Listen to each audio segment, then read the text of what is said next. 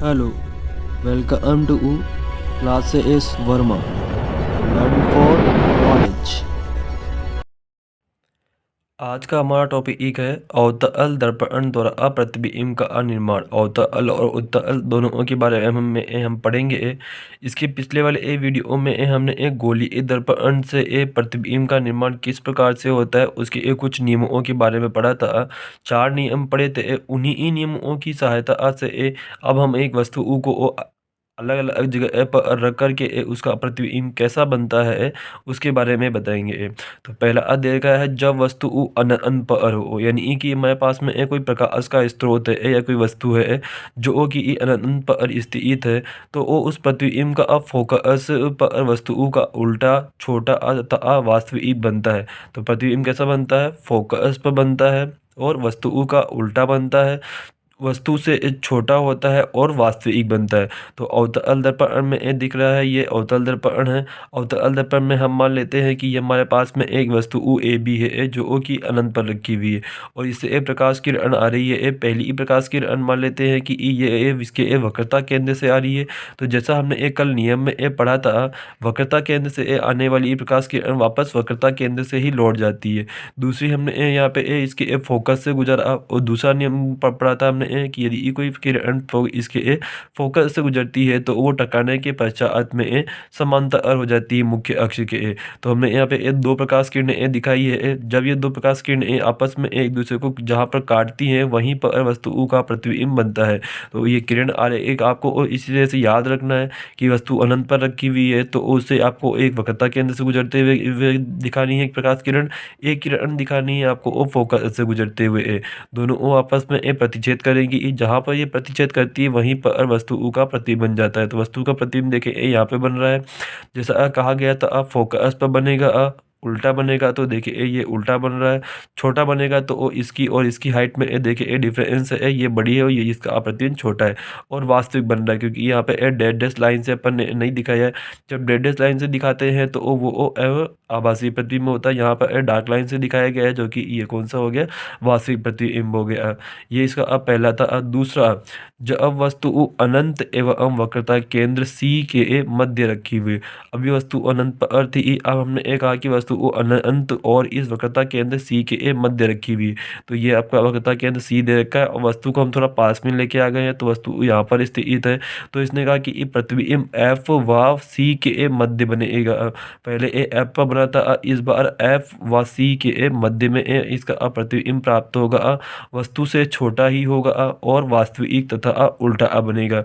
तो देखिए इस बार हमने वापस दो प्रकाश किरणें ली। एक प्रकाश किरण तो मुख्य अक्ष के समांतर ली, मुख्य अक्ष के समांतर लेंगे तो वो इसके फोकस से गुजर जाएगी और वक्रता केंद्र से लेंगे तो वापस टकराने के पश्चात वक्रता केंद्र से ही उतने ही वापस उसी मार्ग से लौट जाएगी।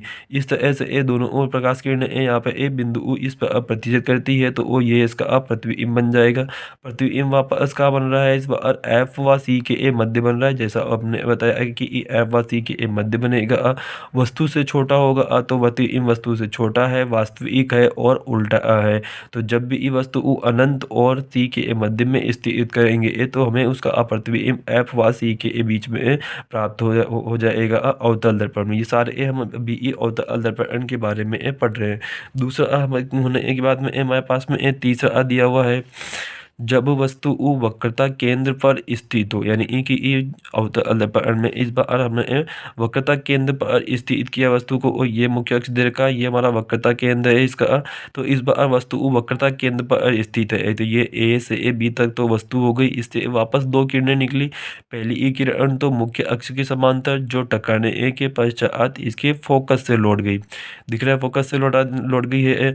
दूसरी एक प्रकार की किरण जो फोकस से आई और फोकस से आई है तो वो वापस टकराने के बाद में समांतर हो जाती है। जैसा हमने इसके नियम में पढ़ा था कि ये मुख्य अक्ष के समांतर आती है तो वो फोकस से लौटती है और फोकस से आती है तो वो समांतर हो जाती है। तो इस बार ये इस बिंदु पर प्रतिच्छेद कर रही है, बिंदु बी डैश पर प्रतिच्छेद कर रही है। तो यहाँ पर देखिए वस्तु का प्रतिबिंब बिल्कुल इसके बराबर बना है। तो यहाँ पे हमने देख लेते हैं, जब वस्तु वक्रता केंद्र पर स्थित है तो प्रतिबिंब ए डैश बी स्थिर है इस वक्रता केंद्र पर ही बनता है। वक्रता केंद्र पर जब वस्तु स्थित होती है तो वो उसका प्रतिबिंब भी वक्रता केंद्र पर ही बनेगा। वस्तु U के बराबर आकार का होगा। तो देखिए वस्तु U के बराबर आकार का बन रहा है, वास्तविक एवं उल्टा बनेगा, वास्तविक भी है और ये उल्टा बनेगा। वस्तु U का उल्टा प्रतिबिंब में दिखाई देगा। चौथा है जब वस्तु C व F के मध्य स्थित हो, यानी कि ई वक्रता केंद्र C और F के मध्य में स्थित है। तो धीरे धीरे वस्तु को दर्पण के पास में लाते जा रहे हैं। पहले ये अनंत पे था, फिर थोड़ा पास में आया, आज C और अनंत के मध्य में हुआ। इस पे इसको हमने सी पर रख दिया है। इस बार हमने सी और एफ के बीच में लिया है, तो सी और एफ के बीच में वस्तु U को यहाँ पे रखा। वापस दो किरणें हमने गुजारी से पहली ई किरण इसके मुख्य अक्ष के समांतर जो टकराने के पश्चात में एफ से वापस लौट रही है, और दूसरी ई किरण जो एफ से आ रही है और वो मुख्य अक्ष के समांतर हो जाती है, मुख्य अक्ष के समांतर अंतर हो जाती है। इस प्रकार ये दोनों किरणें इस बार यहाँ पर प्रतिच्छेद करती है, और ये प्रतिच्छेद कहाँ पर कर रही है, अनंत और सी के मध्य में प्रतिच्छेद कर रही है। तो देखिए क्या लिखा हुआ है कि जब वस्तु उस सी व एफ के मध्य स्थित होती है तो वो उसका प्रतिबिंब अनंत व सी के मध्य बनता है। अनंत व सी के मध्य बन रहा है, वास्तविक होता है तो वास्तविक है, उल्टा है उल्टा बन रहा है, तथा वस्तु से बड़ा बनता है। अब इसका प्रतिबिंब क्या हो गया, वस्तु से बड़ा बन रहा है। तो देखिए वस्तु ये इतनी छोटी सी है और इसका प्रतिबिंब इतना बड़ा हमें दिखाई दे रहा है। तो जैसे जैसे ये वस्तु पास आती जा रही है उसका प्रतिबिंब उससे दूर जाता जा रहा है और बड़ा बनता जा रहा है। फिर इसकी ये पांचवी स्थिति ये देखिए, जब वस्तु U फोकस पर स्थित हो। ए बी हमने यहाँ पे इसके वस्तु उस सी और एफ के बीच में रखा था। अब फोर्थ वाले में अब फिफ्थ वाले में हमने वस्तु U को इसके फोकस एफ पर रख दिया। फोकस एफ पर रखेंगे तो वो दो प्रकाश किरणें हमने गुजारी। पहली ई प्रकाश किरण जो मुख्य अक्ष के समांतर है, जो वापस फोकस से ही वापस लौट गई है इस तरह से। दूसरी प्रकाश किरण हमने गुजारी कि ये अपने वक्रता केंद्र सी से जाती प्रतीत होती है और उसी मार्ग से वापस लौट आती है। तो ये दोनों किरणें आपस में कहीं भी प्रतिच्छेद नहीं कर रही है, तो इसका मतलब अब प्रतिबिंब अनंत पर बनेगा, बड़ा बनेगा, उल्टा एवं वास्तविक बनता है। तो इसमें अपने को वस्तु का प्रतिबिंब बनता हुआ दिखाई नहीं देता, क्योंकि ये अनंत पर बन रहा है, मतलब बहुत दूर बनता है और काफ़ी बड़ा बनता है। वस्तु नंबर 6 पे, जब वस्तु एफ व पी के मध्य स्थित हो। ये वस्तु का ये इसका दर्पण का प्रतिबिंब हो गया, वस्तु दर्पण का फोकस बिंदु हो गया, ये इसका बीच का ध्रुव हो गया, ध्रुव हो गया। तो एफ व पी के मध्य में यानी कि दर्पण के बहुत ही ज़्यादा पास में हमने वस्तु U को लेके आ गए हैं, तो उसका प्रतिबिंब कैसा बनता है। तो देखिए यहाँ पे इस बार दिया हुआ कि प्रतिबिंब सीधा बनता है। अभी तक तो हमारे पास में सभी उल्टा बन रहे थे, पर इस बार प्रतिबिंब सीधा बनता है, काल्पनिक बनता है और वस्तु U से बड़ा एवं दर्पण के पीछे बनता है, यानी कि दर्पण के पीछे बनता हुआ हमें देखने पर प्रतीत होता है। तो ये आभासी प्रतिबिंब है, क्योंकि ये देखिए यहाँ पे ये डॉट डॉट से हमने दिखाया है। तो पहला अब मुख्य अक्ष के समांतर किरण आ रही है जो वापस फोकस से गुजर जाती है, फोकस से गुजर रही है। तो ये देखिए ये इसके मुख्य अक्ष के समांतर है जो वापस फोकस से गुजर रही है।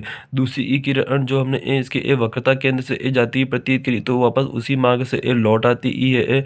अब इन दोनों को डैश डैश करके जब पीछे की तरफ बढ़ाया जाता है तो ये दोनों आपस में एक दूसरे को क्रॉस करती हैं, तो देखिए ये वस्तु U का प्रतिबिंब इतना बड़ा बन रहा है। तो वस्तु U का प्रतिबिंब का बन रहा है, दर्पण के पीछे बन रहा है और काल्पनिक है, क्योंकि इस बार हमने एक डॉट डॉट लाइन करके बनाया जो कि केवल मिलते हुए प्रतीत हो रहे हैं। तो जब वस्तु एफ व पी के मध्य, मतलब कि वस्तु U बहुत ज़्यादा पास में लेके आ गए हैं, तो इसका प्रतिबिंब हमें दर्पण के पीछे बनता प्रतीत होता है और वस्तु U से काफ़ी बड़ा बनता है। ये थे हमारे पास में 6 अवतल दर्पण के प्रतिबिंब का निर्माण किस तरह से होता है। अब उत्तल दर्पण में प्रतिबिंब का निर्माण किस तरह से होता है तो वो भी देख लेते हैं। उत्तल दर्पण द्वारा प्रतिबिंब का निर्माण। उत्तल दर्पण में केवल दो ही तरह के प्रतिबिंब बनते हैं। पहला, जब वस्तु U अनंत पर हो, जब वस्तु U अनंत पर हो तो फोकस पर प्रतिबिंब बिंदुवत आभासी तथा सीधा बनता है, यानी कि उसका प्रतिबिंब कैसा बनता है। पहला तो फोकस पर बनता है, बिंदुवत मतलब अब एक बिंदु के समान बनता है, है, आभासी ई बनता है तथा सीधा बनता है। तो यहाँ पर देखिए ये हमारे पास में उत्तल दर्पण दिया हुआ है, उत्तल दर्पण दिया हुआ है तो इसमें वापस ये मुख्य अक्ष के समांतर किरण आ रही है, जो कि ये वापस फोकस की तरफ, फोकस से आ रही है, फोकस से आती प्रतीत हो रही है। तो वो ये फोकस से आने टकराने के पश्चात में ये मुख्य अक्ष के समांतर हो गई है। दूसरी किरण ये वक्रता केंद्र पर आते हुए दिख रही है, जो वो उसी मार्ग से वापस लौट जाती है। तो इसका प्रतिबिंब जो बनता है वो यहाँ पे पीछे की ओर केवल इसके फोकस पर ही बन जाता है। इसमें फोकस पर भी बन जाता है, जो कि ये कैसा होता है, बिंदुवत होता है और आभासी होता है। पीछे एक डॉट डॉट करके हमने मिलाया है तो हमें एक केवल ये बनता हुआ प्रतीत होता है। दूसरा दिया गया है जब वस्तु दर्पण के सामने स्थित हो, ये उत्तल दर्पण दे रखा है तो इसके सामने इस तरफ भी हमने इसको थोड़ा डायग्राम उल्टा बनाया है। वस्तु इस तरफ रखी है जो कि दर्पण के सामने रखी हुई है, पास में रखी हुई है, अनंत पे नहीं है। तो प्रतिबिंब सीधा काल्पनिक वस्तु से छोटा दर्पण के पीछे बनता हुआ प्रतीत होता है। केवल वस्तु के दर्पण के पीछे बनता हुआ प्रतीत होगा। तो जैसा अब मुख्य अक्ष के समांतर जो वो प्रकाश किरण आ रही है, ये फोकस से वापस लौटते हुए प्रतीत हो रही है। दूसरी ई जो इसके प्रकाश से केंद्र, वक्रता केंद्र की ई से जा रही है तो वो वापस उसी मार्ग से लौट जाती है। इस प्रकार ये दोनों यहाँ पर प्रतिच्छेद करती है तो वस्तु से काफ़ी छोटा इसका प्रतिबिंब जो कि दर्पण के पीछे बनता हुआ प्रतीत होता है। तो इस तरह से ये अवतल दर्पण और उत्तल दर्पण के प्रतिबिंब चित्र बनाए जाते हैं। जो हमने एक पिछले वाले वीडियो में इसके गोलीय दर्पण के प्रतिबिंब निर्माण के नियम पढ़े थे, उन्हीं नियमों का यूज़ करते हुए हर एक उसमें आपको दो दो प्रकाश किरणें दिखानी है। हर एक उसमें दो दो प्रकाश किरणें दिखाते हुए आपको याद रखना है कि वस्तु कहाँ पर रखनी है तो उसका प्रतिबिंब कहाँ बनेगा, और डायग्राम को उसी हिसाब से आपको बनाना पड़ेगा। ओके बच्चों, इसके आगे एक का टॉपिक हम इसके नेक्स्ट पार्ट में सॉल्व करेंगे। नेक्स्ट पार्ट में देखेंगे। हमारे साथ जुड़े रहने के लिए आप सभी का धन्यवाद। Thank you for watching. Like, share and subscribe.